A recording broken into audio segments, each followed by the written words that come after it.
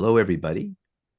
I am super delighted today to introduce you to somebody who I've known for many years, but I've never actually talked to, which seems to be an ongoing thing with many people I've talked with, have gotten items from, but never actually talked to them face to face, which I am today. And that is Dan Baines, who is Lebanon Circle's prop and illusion designer. And I think I might have met you first in 2005, way back on the green space of the Magic Cafe when you were starting to put out your amazing items.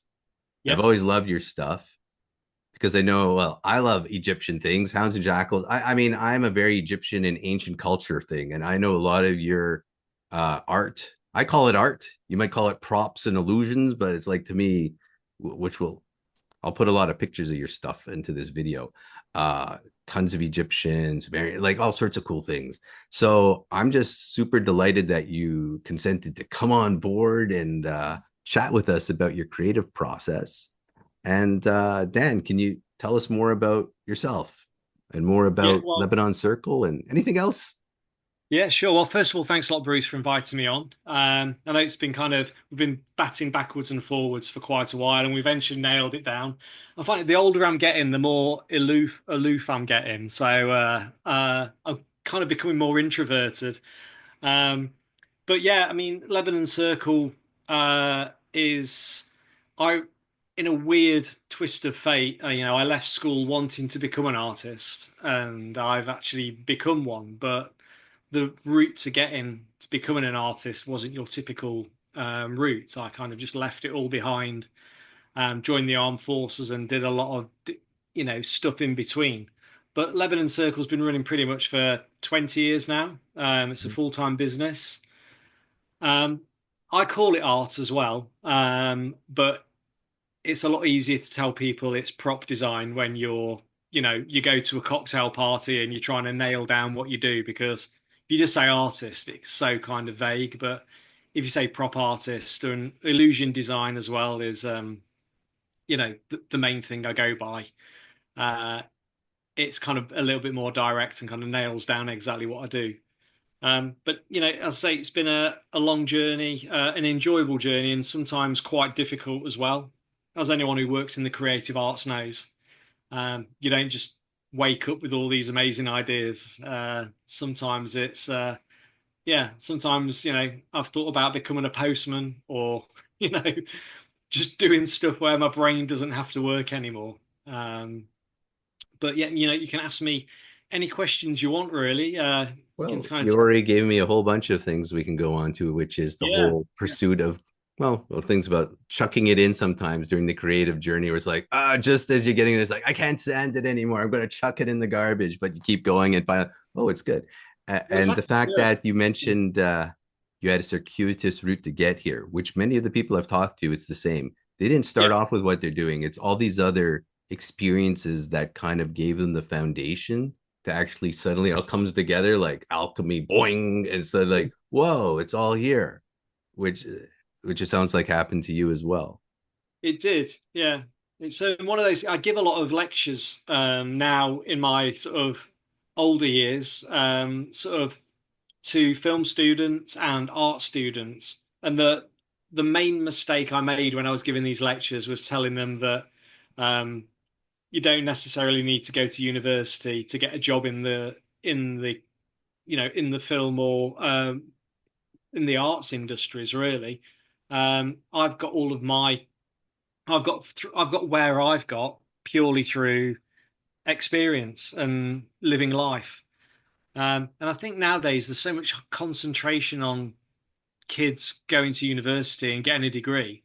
The problem is everybody's got degrees nowadays, and the competition for jobs is even greater. And it's almost more important to get out there, experience life a little bit, see what you really like. And I think if your creative mindset is the way it is, you'll naturally find your way anyway. It's like water, it just finds its way. And I think creative people are like that, and you Mhm. can't really force it. You just got to let it sort of trickle along and find its way through life. And I think if you force it in any direction, it tends to hit barriers. And that's the way I've always found it. I've never really planned anything in my life. I've just made sometimes what I thought were little mistakes or taken really odd choices in life.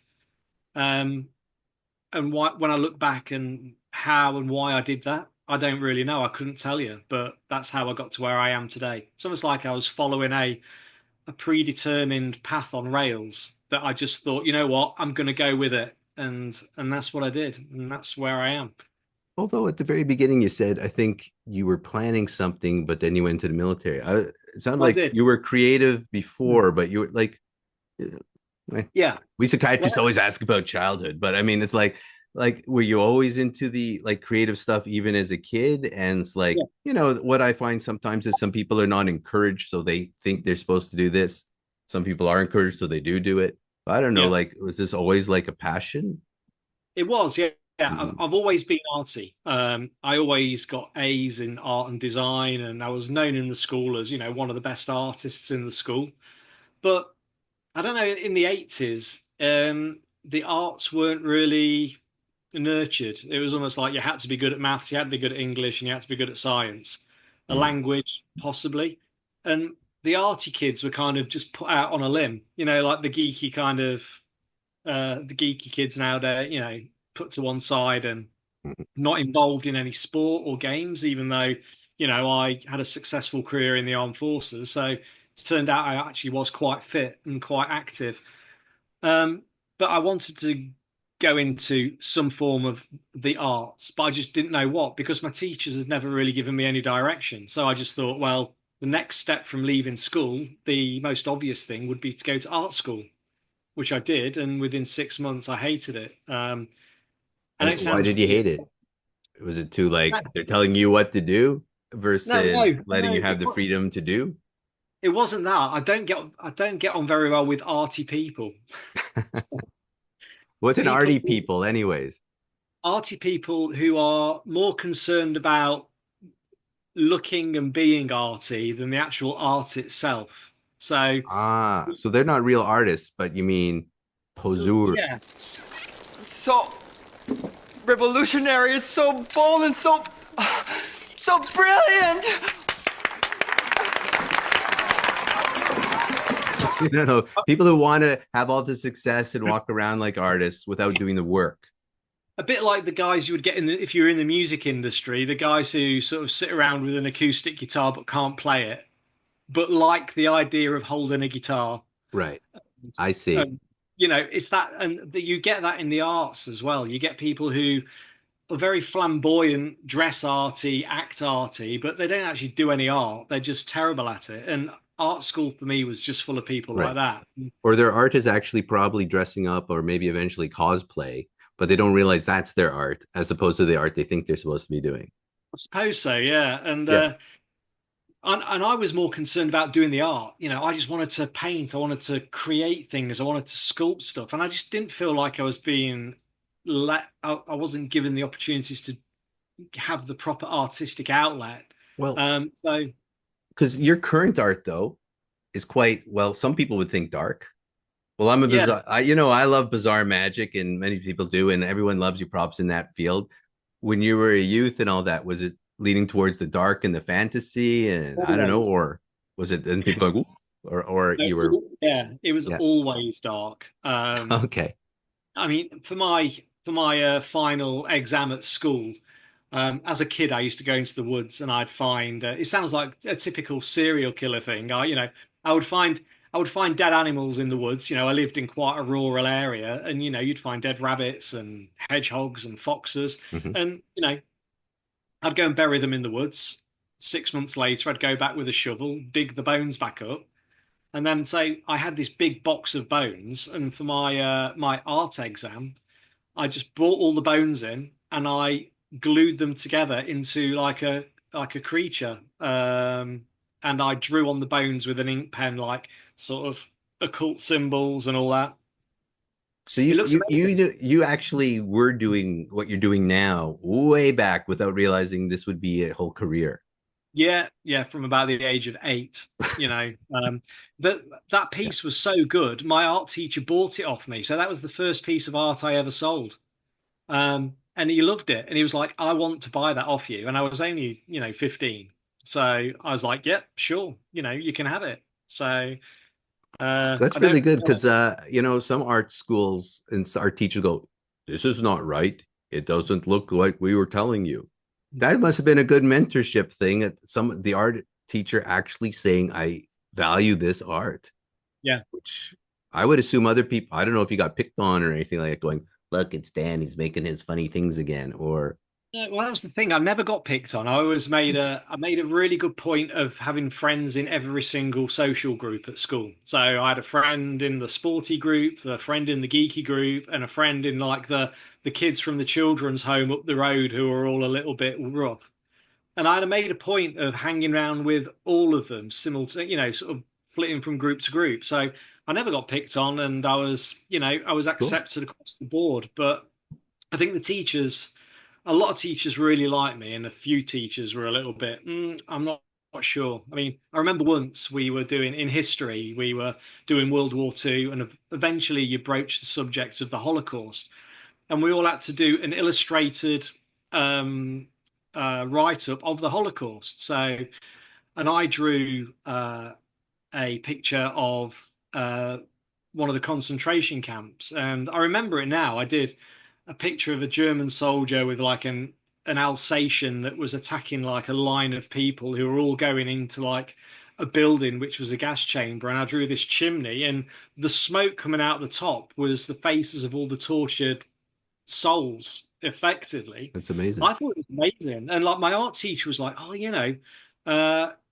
uh, and then another teacher saw it and immediately marched me down to the headmaster's office, disgusted. But then the head looked at it and she was like, "Actually, I think this is really good." And she goes, "One thing you've got to remember as an artist, though, is that not everyone is going to see what you do as art. Some Right. people are going to get offended by things." Versus And this, if you put it in a Holocaust museum or art exhibit, everyone would say this is amazing in the right yeah, place for the right yeah, audience, and they would yeah. go, "Wow, this captures it." And I think she thought I was drawing it as a joke. I think she just saw a teenage boy who was a bit of a goth, glorifying death and all that. But I wasn't. I was genuinely, you That was know, the assignment.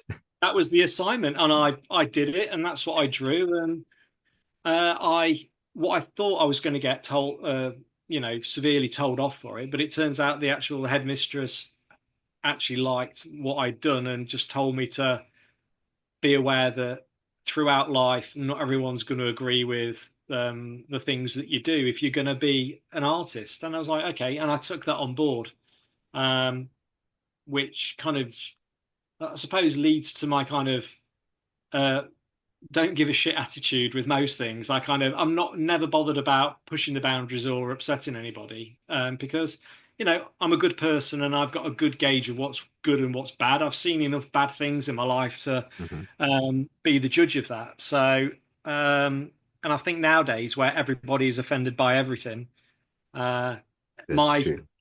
my my outlook is even more kind of I don't care if you're offended by it. So but yeah, as from an early age, I can't remember when I first started getting into stuff like that, but I've always had that darker side of or a fascination with the darker side. Was it because And you was it a film or art or comic books, or did you have any mentor or like inspirations that kind of like, ooh, this is cool, or watching skeletons fight, the Harryhausen stuff, or yeah, I don't there know. was there was all that. I mean, I was a typical kid of the 80s though. Mhm. My mum and dad worked hard. They were hardly at home and they let us get away with whatever we wanted.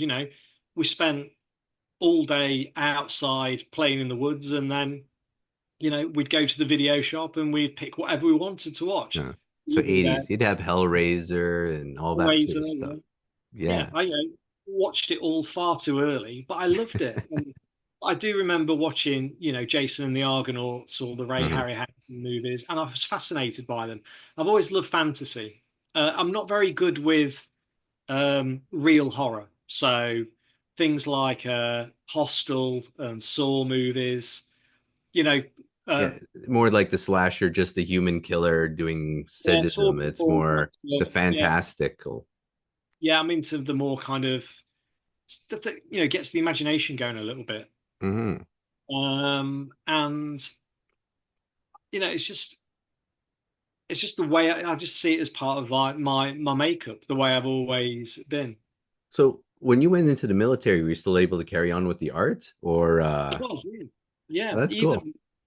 even more so actually. It was kind of it was one of those really useful things because well, I worked I got picked to work in intelligence, Hmm. and purely because I had good qualifications and um, you know, if you've got a creative mind, you're quite good at processing information, or some people are anyway, and looking at things differently and outside of the box. And that involved intelligence photography. So, I'd covered photography at art school. So we, used photography in intelligence gathering. But just simple things like, the ship had a ship's newspaper, which had a comic strip. And, when you've got a crew that change every sort of 9 months, the guy who used to do the comic strip isn't there anymore. So who can draw? Well, yeah, I can draw. So, I'd do really offensive cartoons about the ship's company and caricatures. You could just get away with stuff and it was fun. It was morale boosting to do things like that. Ships t-shirts, we'd go on deployment, we'd go to like the Gulf or Bosnia, and I'd design the t-shirt for the ship's company, and they, get all printed, and you'd wear them when you got back. So I still did a lot of art in the armed forces. Great. So, Yeah, well, that's cool. It's like you've never, okay. I could just keep building and building, and you're getting good feedback from everybody too, wherever you're going. That seems pretty exactly. I cool. mean, some of my friends, some of my old ex-forces mates, still have drawings I did of them Hmm. from God 25 years ago. And I'm so shocked that they'd still got them, but they thought they were so funny they kept them. So Uh, you know, I did a comic strip. I can't remember what it was called, but it was based on Alien.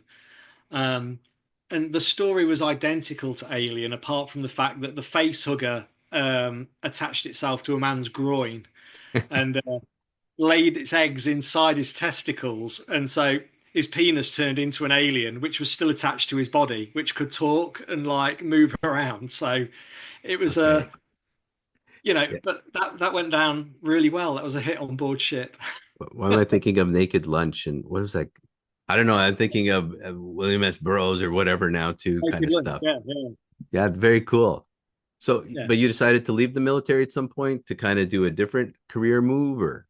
I did, well, yeah, I left.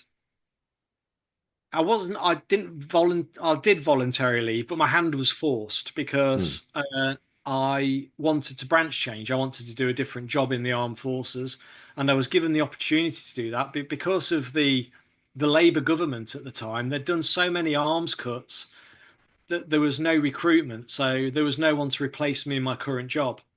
Hmm. So you know, my boss, I was given a place to become a naval airman photographer. So I was going to go up in helicopters and take photographs. Basically, that would be my job. I'd done all the uh, training for it and I was ready to go. And my captain goes, "You can't go because there's no one to replace you." So I said, "Well, okay, well, I'm leaving." And he went, "Really?" I went, "Yeah, I'm leaving." So I gave 18 months notice. You have to serve 18 months. And then I left. And I initially thought, well, you know what? I'll go to university, I'll get a degree, and I'll go back in the RAF as an intelligence officer. Kind of, almost cut out the middleman and just go straight in at the top. But, things didn't work out. I became a dad while I was at university, which wasn't planned. And I just realized that the armed forces probably wasn't for me anymore. So, luckily, I got a job in forensics in London. Hmm. Given kind of, I went to work for a private security company, which was all ex-military. So, and I had what they were looking for basically. So, I wasn't forensics trained, but they just threw me in at the deep end, and within a few months, I was up and running. So, uh, which was Forensics being like Quincy type stuff, or yeah, I did audio and video forensics. So I so you're was back to the art, still art in a sense. yeah, Yeah. yeah.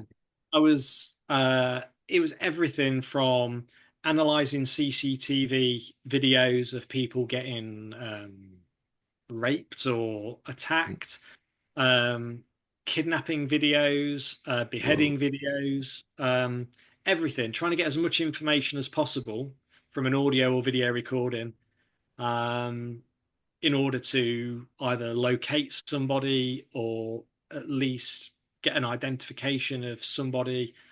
It was a great job, but it was probably more mentally taxing than anything I ever did in the armed forces. Purely because just based on what I was looking at and what I was listening to Yeah, every day. well, I do treat people who have what we call virtual traumatization, just watching things like that too much. Yeah, yeah, Police on child pornography details and things like that. yeah, It's like you can only do it for so long, and then you need to yeah, take a break to kind of de-stress it. But yeah. Everyone um, has a threshold, definitely. yeah, we're all human. But what it sounds like too, from what you're telling me, and tell me if I'm wrong, you're a risk taker too. Like, which I think is the artist too, is like, I'm willing to do whatever. But it sounds like, you have to, like, okay, this is not working out, go to the military. They won't let me fly in the airplane, the helicopter, take pictures, going to try something else. But you don't know. You're kind of always jumping into the unknown and hoping Yeah, for the best. And it's been working out. But it's so interesting because I don't know if that also informs the art process too, about just do it. it kind of does. I mean, I've got a quite self-destructive attitude sort of thing. So if I can't do one thing, then I'll just do the other thing. You know what I mean? And if that means throw myself into something where I've not assessed the risk or the outcome, then I'll still do it. But in what like those Indiana Jones moments, it's always, you know, Yeah. it might not work for some people that, but I've always somehow had the tools to navigate the situation, no matter how bad I've thrown myself into something. Um, and it's the same with my art as well. My Mm-hmm. art is, I mean, most people, if listeners haven't seen it, it's generally things that look, it's either things that are old or in some way distressed or come from a different age. And part of that process for me is taking something that's perfectly functional and brand new and messing it up so it looks bad. So that kind of destructive element comes into my art. So I can take something, a box that I've spent quite a lot of money on buying for a client's commission, Mm-hmm. and then spend the next 3 days pretty much destroying it and making it look how they want it to look. And that's where the enjoyment comes in, I think, for me. Yeah, I don't think it's just as destructive. To me, you're adding mystery and historicity in a sense, if there's such a word. I got that from Philip K. Dick, but it's like adding a illusion of ancientness. It's not just ruined, it's more like this feels like it's 3,000 years old. So suddenly it creates this mystery and a connection to the ancient past, which to me is a huge, cool art technique. But just to tell the audience too, because this is not for magicians, this is for creative people trying to be creative. Your stuff is not just static art. Your Yeah, stuff is often used by illusionists, mystery performers, and so on. They do things, or they're actually got functionality to it as well, which to me yeah, makes it even more impressive that it's not just here's an Anubis statue. It's like, wait a second, in the right hands, it can create mystery art magic, which is yeah, really cool. Because it's not just that you're doing art, you somehow got into the whole field of magic, bizarre magic, mentalism, yeah. and so on, which you seem to love as well. Don't know if you want to comment on that. That was a complete accident as Hmm. well. I mean, when I was working in London in forensics, I worked on the South Bank of London, near Tower Bridge, and I had to walk past Tower Bridge every morning on the way to work. And it was when David Blaine was doing his stunts, Mm-hmm. suspended in a crane in a Yeah, yeah. box. Mm-hmm. And I had no interest in magic whatsoever. Uh, Never really been interested in magic at all. And but walking past this guy every day in this box kind of made me sort of wonder, who's David Blaine? That was the first question. So luckily enough, on TV they were showing a lot of David Blaine, Man of Mystery show. I can't remember what it was, and I watched it, and the kind of forensic intelligence investigative mind was watching these performances, and I was going, okay, that's just good editing, and all these other things that I can't explain are probably easily explainable, but because I don't know the knowledge, to me it looks like magic. And that basically just set me off on like this weird kind of investigation. Purely, okay, I want to figure out how that's done. And I would set myself a bit of a puzzle. I would try and, before parting with the money to go and actually physically buy the trick, I would try and just figure it out myself. And if I couldn't figure it out, I would create a way in my mind as to how I think it was done. And then if I figured it out, then great. If I didn't, I would, part with 100, £200 or whatever, and for a sheet of A4 paper that would give me the secret. And and that's how I got into magic. But also, It it was, sounds like that process you just described of, see, there's two types of people: people who just run out and buy it to find out the answer. But you did yeah, something different. You tried to figure it out before you went out to buy it, and yeah, yet probably also created, I could be wrong, how you create props and things like that yeah, that work because your mind was already going through the process of the creative building of it, and maybe even came up with methods that was different than the ones that were described that maybe are better or at I least was completely reverse unknown. engineering. Yeah. I was just reverse engineering what I would see on the TV. Mm-hmm. And because forensics was one of those jobs where it's work hard, play hard, and everyone was ex-forces, it would be you have a hard day at work, you all go straight down the pub, and then you all drink till midnight, and then you're back at work at 6 o'clock in the morning. And there is only so long you can keep that kind of, you know, work ethic up. Mm-hmm. And I needed something else to snap out of that. And magic became that out.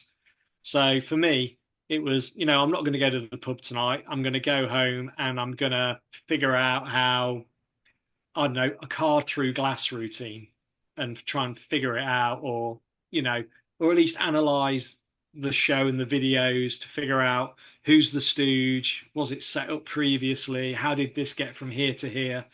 And I'd figure all that out. And then, instead of spending my money on beer, I would spend it on magic books. But But at no point did I ever have the I never wanted to perform any of them. I was just purely interested in mechanics. That's it. right, which is why you make it, but not necessarily perform it. But again, that's the important thing about people who build things for others who might want to perform with it. But one of the things that's quite common, I've talked to people across a lot of these episodes, is they didn't necessarily start off this way, but it's all these other skills and experiences that suddenly, yeah, it becomes alchemical. But also being in forensics, suddenly it's the mindset, that new mindset you said, that actually totally tied into how to make magic or how to like deconstruct magic. Because once you can deconstruct it, you can reconstruct it into new forms, which is kind of cool. And like, when did Lebanon Circle first pop up then? Or were you doing some other things first just for fun and then it sort of grew up into something? Or Well, what happened was, I mean, obviously living in London as well, I was so close to Whitechapel, Jack the okay, Ripper, and yeah. everything. And the dark side of me was always into that anyway. I was interested in the history of London and things Mm-hmm. that were going on around me.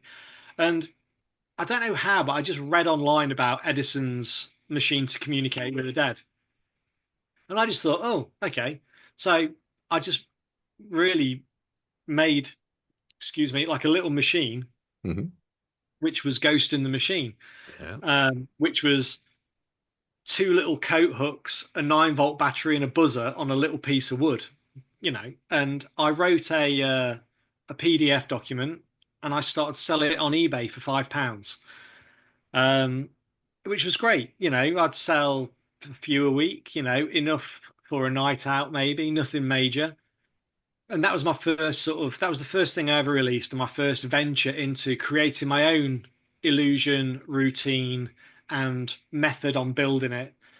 And I started selling them, and then I got an email from, I'm pretty sure it was Richard Garriott, the guy who used to own Electronic Arts. Hmm. And he sent me an email, and he was like, "I've got your document, but how much would it cost for you to make me one?"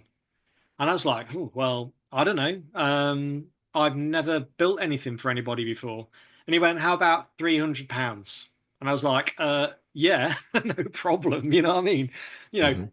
A £5 document into a £300 product where the materials only cost me less than £10. It was a no-brainer. So he bought it, and I took the 300 he gave me and I invested it in the parts to make another 10, and I sold those 10 and I turned the 300 into 3,000. And then I thought, okay, there's a business kind of opportunity here. Hmm. And then that was it. It was just, I just started inventing and releasing new things. I think the next one may have been the Book of Revelations, which was, just a card rising from a book effect. Hmm. Um, and I would just go to book fairs, buy secondhand books, and sit in my room in London. And I didn't have a So this is around studio. 2005 as well, or when is this? 2000 and I think that was two. It may have been.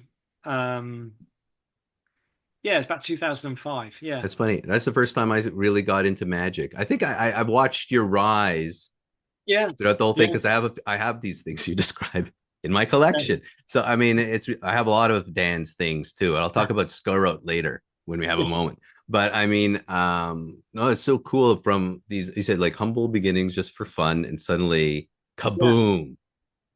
But it's only Yeah, because you worked so hard and the opportunity was there, and you took the risk to go run with it. exactly. Yeah, and it just felt, when I look back and analyze it, I don't really see any, didn't make any sort of real conscious decisions to go down that route. It just seemed like a fun thing to do. Um, but I wasn't aware of bizarre magic either. I never even knew that that element of magic ever existed. But as soon as I started doing things like anything with haunted or ghosts, people were starting to come out of the woodwork. And I think the bizarre magic community is a little bit different from the normal magic community. I think it's kind of very welcoming to new people because there isn't much new blood. It's a very, I hate to say the word stagnant, or static is probably a better word. There doesn't seem to be a lot of new people arriving. Not like normal general magic. I mean, new magic is, you know, there's new people getting Yeah. interested in magic every single day. But bizarre magic, it requires a little bit more than just an interest in pick a card, any card. I believe it's also, yeah, because people also, I don't know if it's nowadays, want quick, fast, versus I think the bizarre magic, one of the fundamentals to it, which is what your props are also about, and art, is story. And you Exactly. can't, a Yeah. story takes time, and a story needs people to listen. And that's why I think bizarres and art, they're more welcoming. And we want to talk and share stories, show Yeah. things. It's just a different kind of mindset versus let me fool you quickly. Ha ha ha! I'm smarter than you. No, It that's is. not the point of this. I want to give you an experience with a story element. I think. It is. It's not a thing. I think it's definitely true as well. And Mhm. you're not, with bizarre magic. You find that, I would say, most bizarre magicians are not there because they like having their ego. You know, they don't they don't want to be the center of attention. They're not, look at me, look at this fantastic thing. I can fool you. I can do this. I can, I'm the master of deception. It's not about that. It's the ability to tell a good story, but still have the audience in the palm of your hand as well, but in Mhm. a completely different way. And that's one thing I've always liked about it, and that's probably why I don't go to normal magic conventions, because I go to plenty of, my wife's a businesswoman, and I go to plenty of cocktail parties and stuff where there's walk around magicians. Mhm. And I'm like, as soon as a walk around magician comes up to me, you, sir, pick a card, any card. I'm just like, you've picked the wrong No, guy. thank you. You know what I mean? You picked the wrong guy, and that's just not my thing. But Bizarre Magic, I think as soon as I found Bizarre Magic, I think Ronnie Shacknai as well was one of the first people to approach me.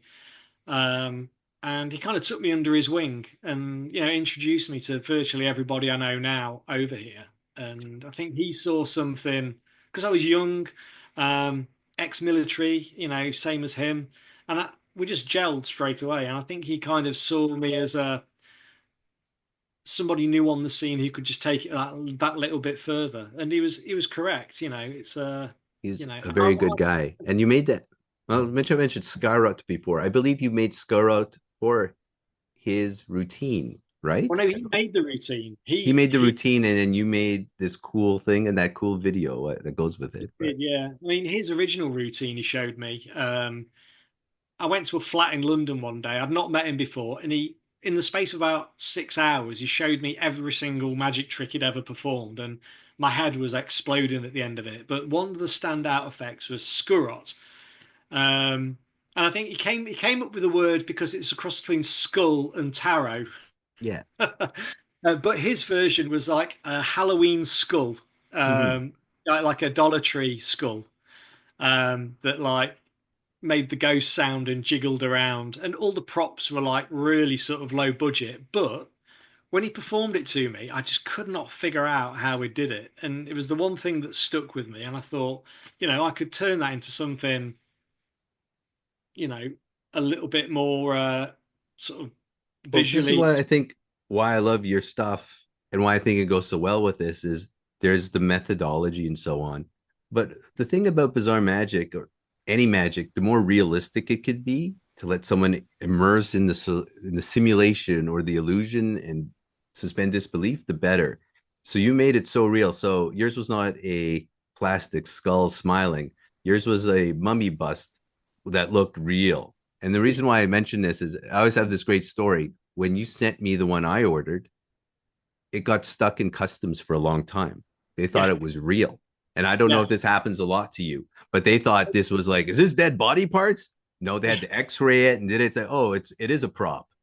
yeah. But it's No, so realistic, it fools people. But I mean, that's part of the power. It's like, whoa, just looking at it, it's like whatever happens, I'm going to buy into it because this seems so real. When the magic happens, that seems so real. They all blend together.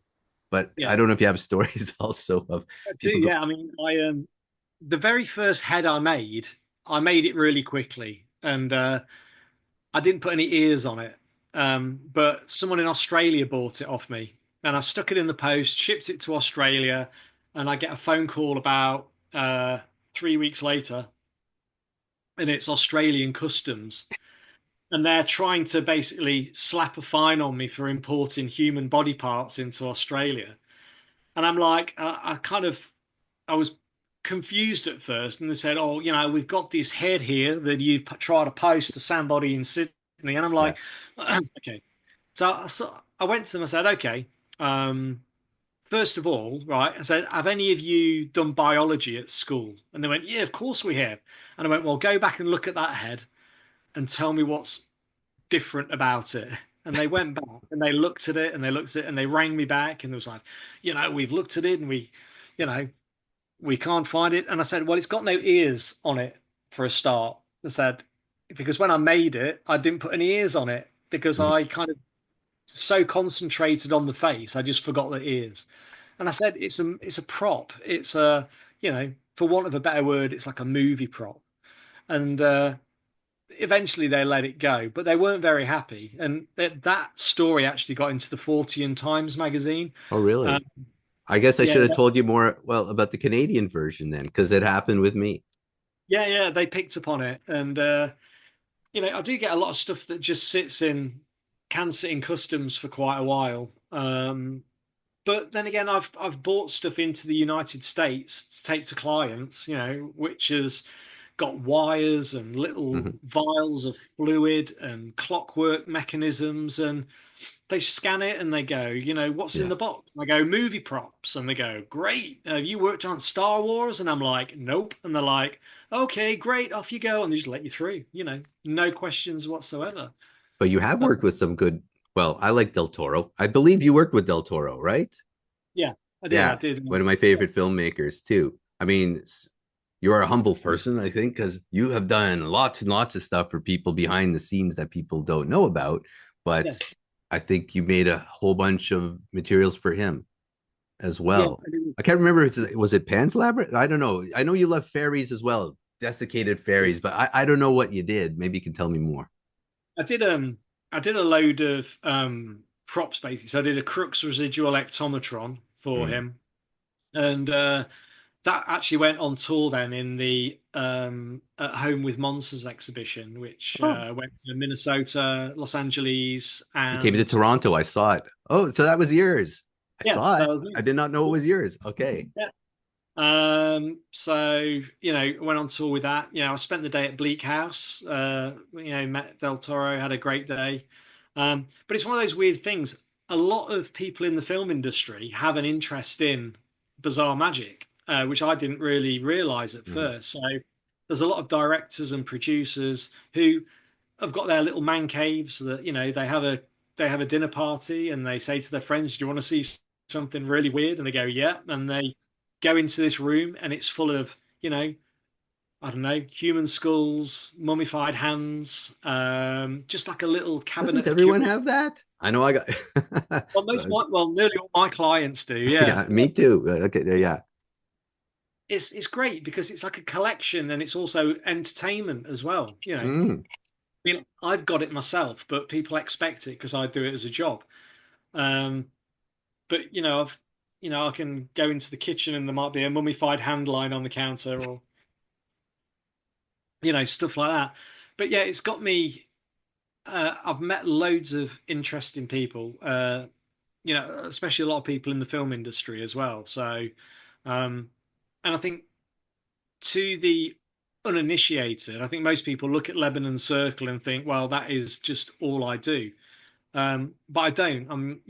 Most of the time I'm actually working in the background on um, doing concept models for like Warner Brothers. Working on props for museums or exhibitions. Yeah, all sorts of stuff. It's not just the magic bit that is Lebanon Circle. I mean, I do have my own website, which is danbaines.com, which kind of is a little bit more geared towards that area than the magic side of things. But the my most loyal customers and the people I've got the best relationship with is the Bizarre Magic community. It sounds like again, you also have an interesting field because I often bring this up with all the guests about AI and technology coming in and how it might be affecting the art world. But Yeah, I don't know how much it affects you, or maybe it does, but yours is so physical. They haven't yeah. made But until AI takes over 3D model printing and who knows whatever. But it's really, not there yet. slowly, But I don't know if any of that is affecting your. I've embraced AI Mm, because I think you have to nowadays. It's here, and no matter how much people say don't use it, don't do this, people are going to use it. So, and the way it should be used, AI is there to make your life easier. It's not there to take over your job. So for me, I work alone. Um, my wife won't let me have a 20-year-old gothic secretary to take my notes for me and answer my emails. So, you know, I've got yeah. ChatGPT and taught it everything. I've taught it everything about me. It knows how I write. It knows the projects I'm working on. It knows when my newsletters come out. It knows what to write. And, I've got that relationship with essentially my own personal assistant. I talk Mhm. to it as if it's another person. He's got a name. And, I use it to do all the donkey work that previously would take Mhm. up a whole morning or a day because that frees up all that creative time for me.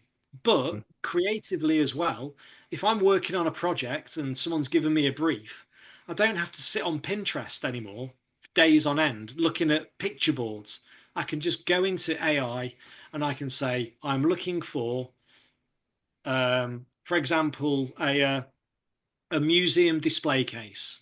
and I want it to be in a dusty Lovecraftian style environment. It's got to have Egyptian qualities inside the display case, which is lit inside with an eerie green glow.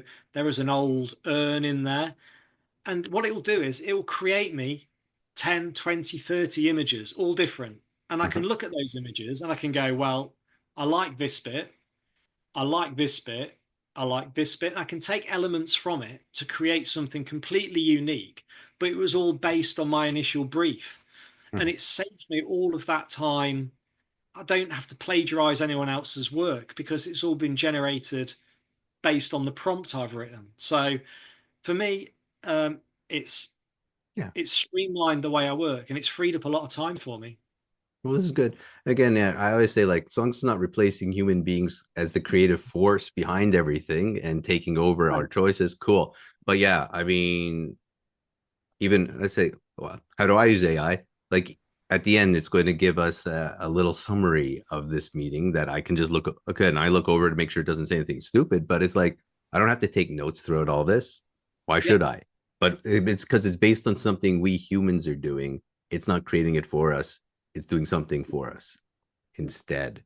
So totally, it's cool. But yeah, We've all um, been using AI for years anyway. We've all used spell checkers, we've all used presets in Photoshop, we've all used presets in audio programs. All that's AI, mhm. but not as kind of as it is now.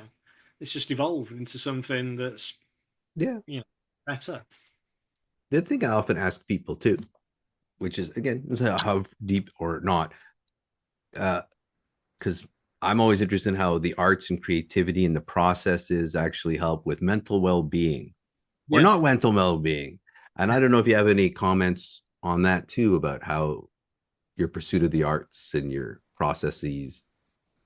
Yeah, well, the Yeah. whole reason I kind of got back into art and went down that route was because it was a way of decompressing at the end of a hard day, exercising your demons. It's a creative outlet. And for me, uh, it is the way I, function. I think if I wasn't able to create, I would probably just go mad.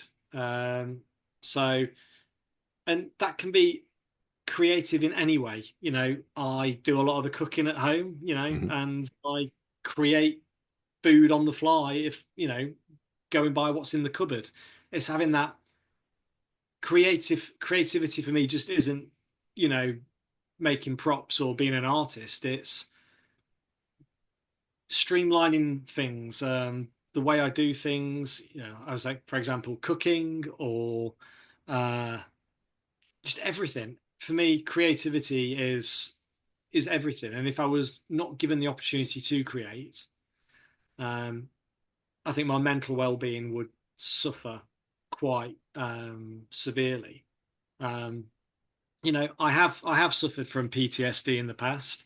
I was diagnosed with chronic PTSD probably about 8 years ago, and I seeked help. I got it, and I know how to deal with it now. I've got the tools in my toolbox that I can handle it, and I've not had a problem with it since. Sometimes you feel your brain kind of going down that avenue, but I've got everything in check, and I can pull myself back when is required, basically. But being an artist, I would say, is 80% of what's in the toolbox.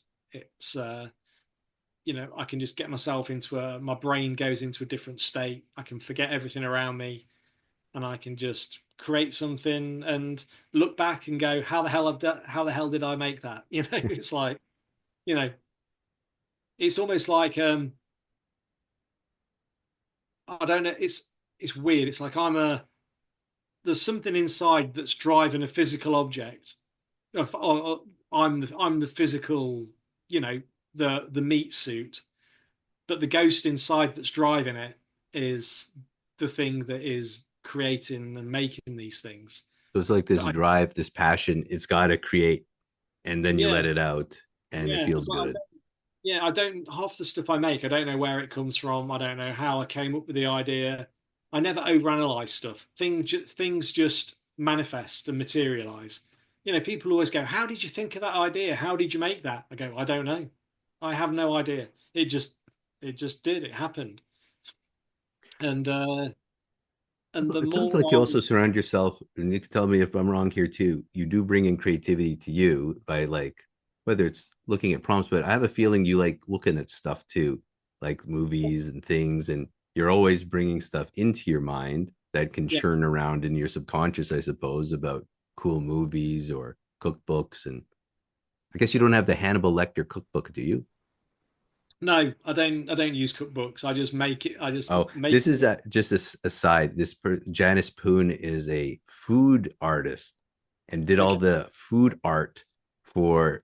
You just remind me because you like cooking, and I think of your props. I'm going. She made all the wackiest food stuff, but I was just saying like, but it's all these things you surround yourself with too, in terms of like, who knows where things come from, but it's probably a whole swirling Yeah, bunch of wonderful things that you like. Do you take like breaks too to go and immerse yourself into like, do you ever stop creating just to kind of like take a rest and allow yourself to recover from doing a yeah, project?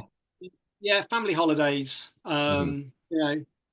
But I'll just see things on holiday that trigger me, or I'll take things on board. So it's like a constant thing. But the yeah, the break from the studio is what I really need. Because then once I'm out of the studio, I kind of reconnect with everything and get back on track.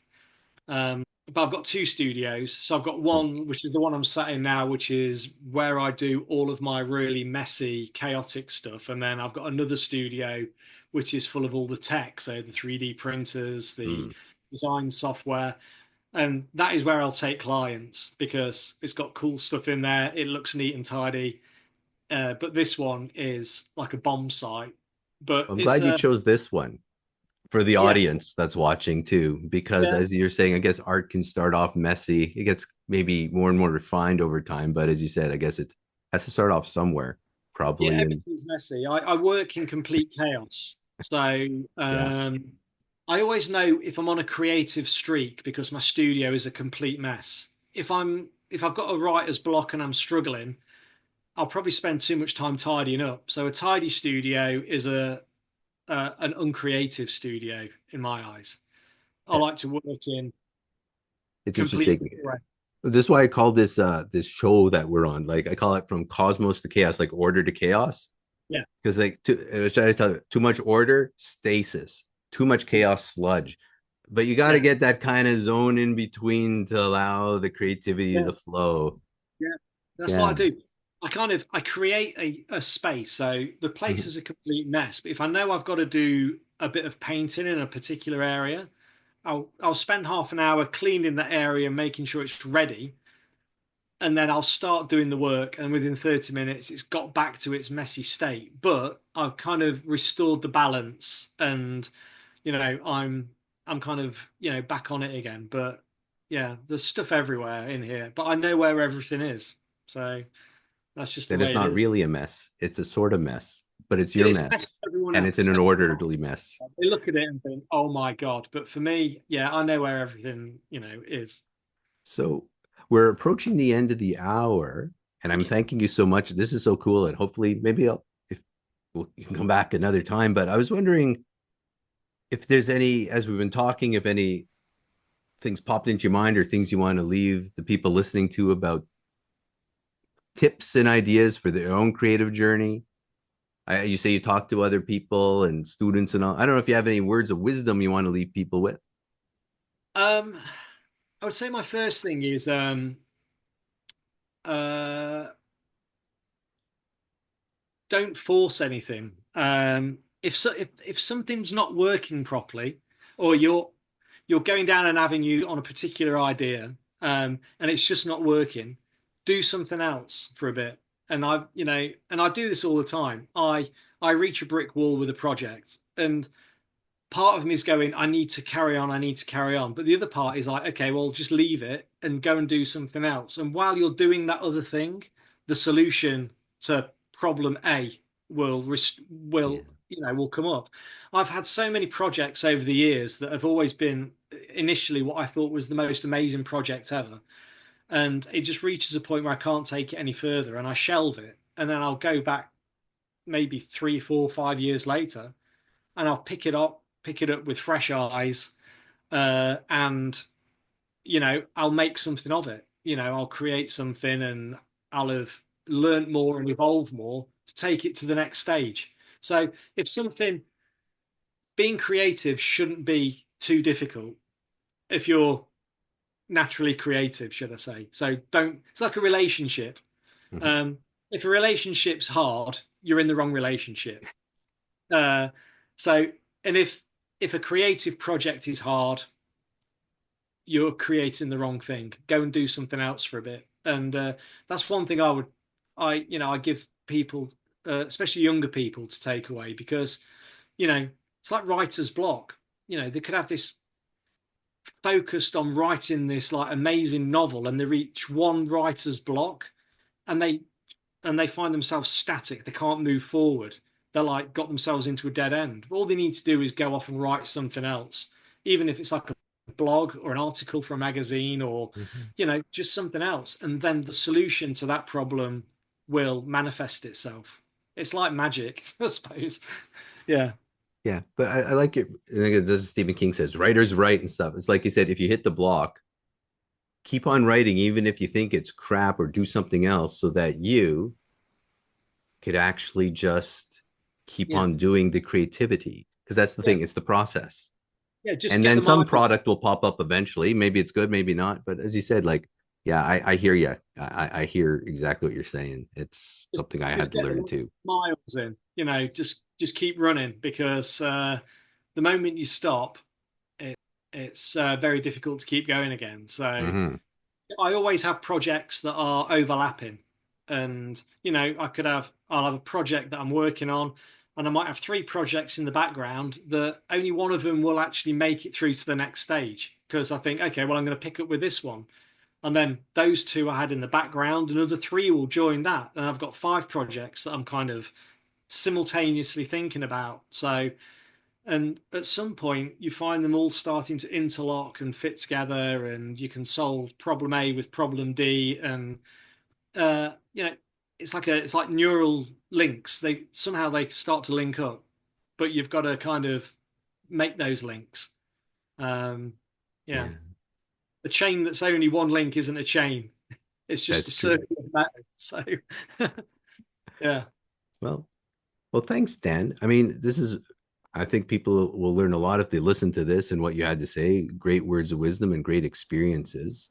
So thanks so much again for doing this.